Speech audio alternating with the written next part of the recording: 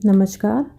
आज मैं आपको रहीम दास जी के लिखे कुछ दोहे और उनके अर्थ बताऊंगी। उससे पहले रहीम दास जी का संक्षिप्त परिचय जान लेते हैं। कवि रहीम का जन्म लाहौर, जो अब पाकिस्तान में है, सन 1556 में हुआ था। इनका पूरा नाम नवाब अब्दुल रहीम खान खाना था। रहीम अकबर के दरबार के नवरत्नों में से एक थे और मध्ययुगीन दरबारी संस्कृति के प्रतिनिधि कवि माने जाते हैं। इन्होंने अपने काव्य के माध्यम से जनता को नीति संबंधी बातें बताई और उनका मार्गदर्शन करने का प्रयास किया। अब्दुल रहीम खान खाना अकबर के नवरत्नों में से एक थे। रहीम ने अपनी रचनाओं द्वारा नीति, भक्ति, ज्ञान तथा जीवन के व्यवहारिक पक्षों का उद्घाटन किया। रहीम को अवधी, ब्रज, अरबी, फारसी, तुर्की और हिंदी का अच्छा ज्ञान था।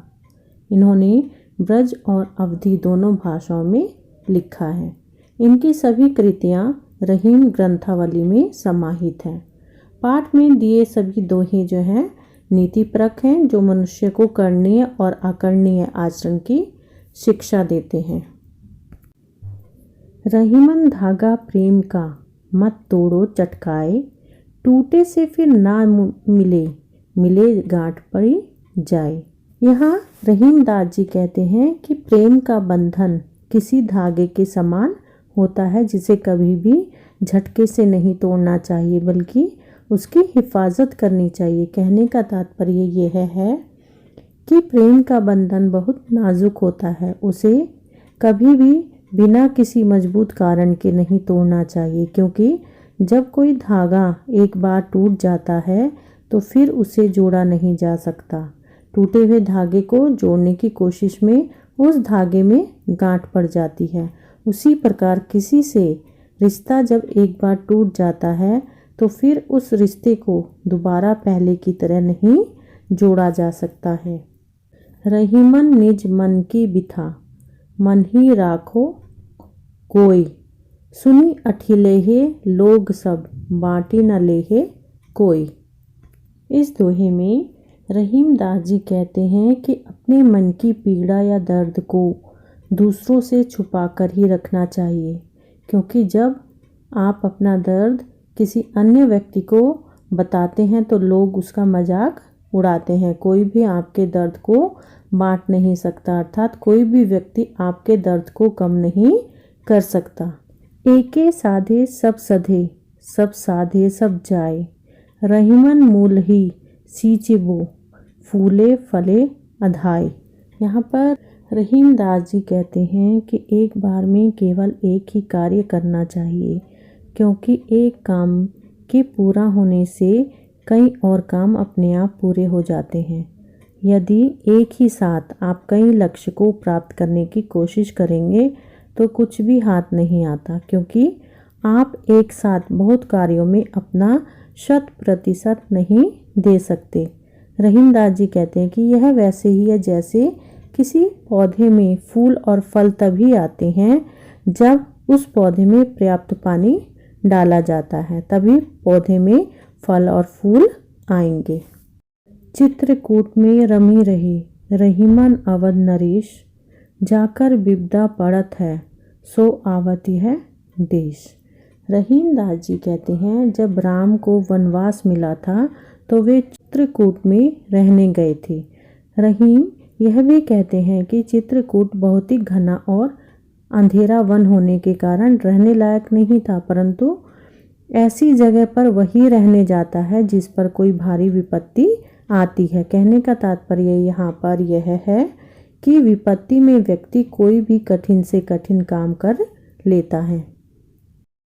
दीरख दोहा अर्थ के, आखर थोरे आही, ज्यो रहीम नट कुंडली, सिमिटी कुदी चढ़ी जाही।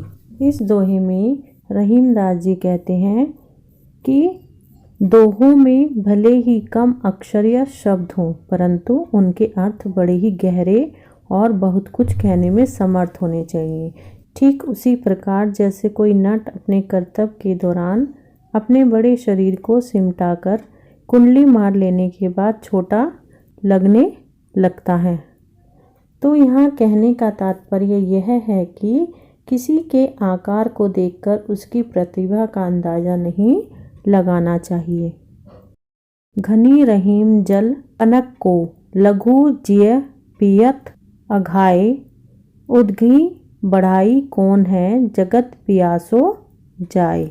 रहीम दास जी कहते हैं कि कीचड़ में पाया जाने वाला वह थोड़ा सा जल ही धन्य है, क्योंकि उस पानी से न जाने कितने छोटे छोटे जीवों की प्यास बुझती है, लेकिन वह सागर का जल बहुत अधिक मात्रा में होते हुए भी व्यर्थ है, क्योंकि उस जल से कोई भी जीव अपनी प्यास नहीं बुझा पाता। यहाँ कहने का तात्पर्य यह है कि बड़ा होने का कोई अर्थ नहीं रह जाता यदि आप किसी की सहायता नहीं कर सको। नाद रिझी तन देत मृग नर धन देत समेत ते रहीम पशु से अधिक रिझही कछु न देत।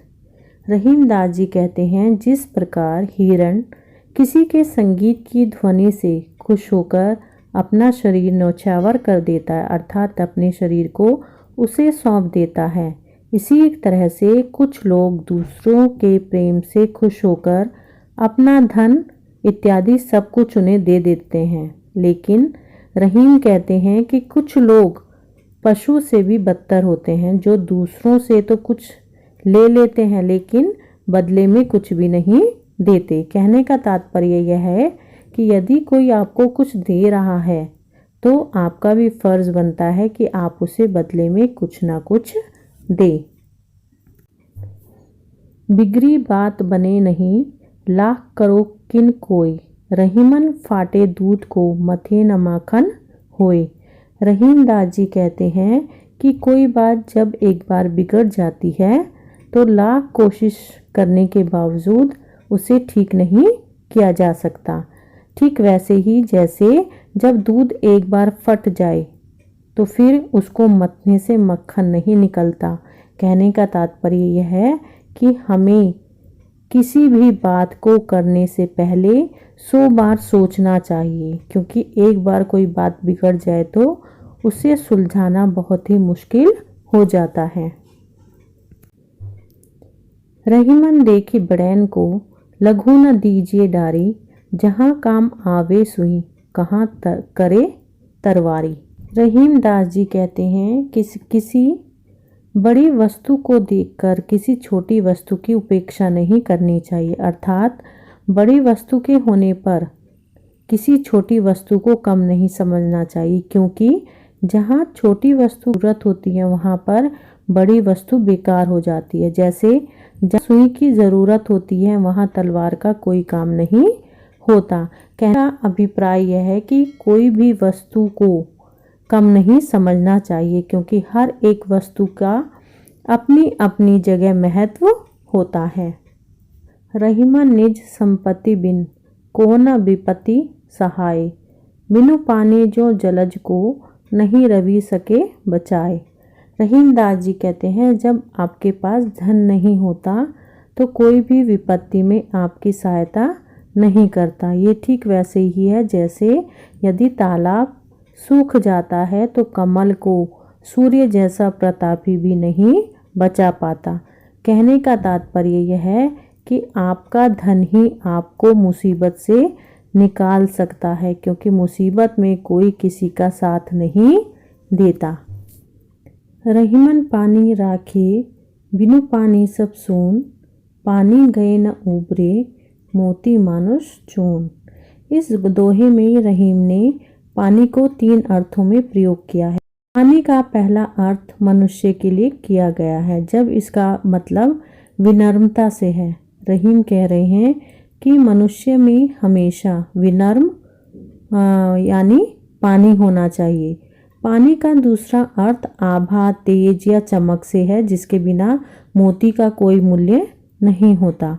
पानी का तीसरा अर्थ जल से है, जिसे आटे से जोड़कर दर्शाया गया है। रहीम का कहना है कि जिस तरह आटे का अस्तित्व पानी के बिना नम्र नहीं हो सकता और मोती का मूल्य उसकी आभा के बिना नहीं हो सकता, उसी तरह मनुष्य को भी अपने व्यवहार में हमेशा पानी यानी विनम्रता रखनी चाहिए, क्योंकि इसके बिना उसका जीवन जो है वो व्यर्थ हो जाता है।